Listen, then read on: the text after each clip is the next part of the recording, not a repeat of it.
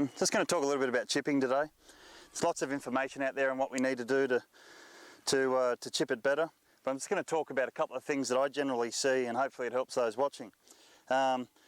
Postures tend to look a bit ordinary when we chip. Maybe that's because the clubs are shorter, but this is a common one where we look a little bit hunched in our upper body. People from there will generally take the club away quite a bit closed.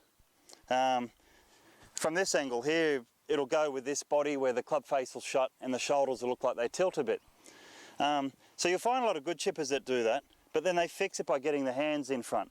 So this change can work, but it's fraught with a bit of inconsistency.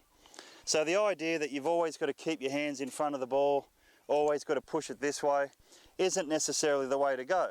Can work really well though, and there's a time and place for it, but I'd much rather prefer people get in a better posture, and then when we let the club head swing, it'll have a bit more of an open or a square look even, okay? So that means we can hit the ball with a proper loft rather than taking loft off and then maybe adding it later. And from this angle here, you'll see my top's not changing. I'm not tilting anymore.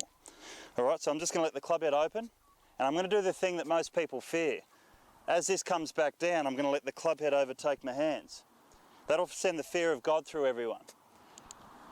The major benefit of that is we get the back edge of the wedge hitting the ground first, not the front edge. You can be a digger if you want to, but it could be a bit inconsistent. I much rather the idea of getting my posture right, opening the club face up, and then adding a little bit of loft to it. So don't be afraid to let the club head overtake your hands. So we're going to open it, and we're going to let the club head overtake our hands. Because you'll stop chunking and thinning them if you can get the right part of your wedge hitting the ground first.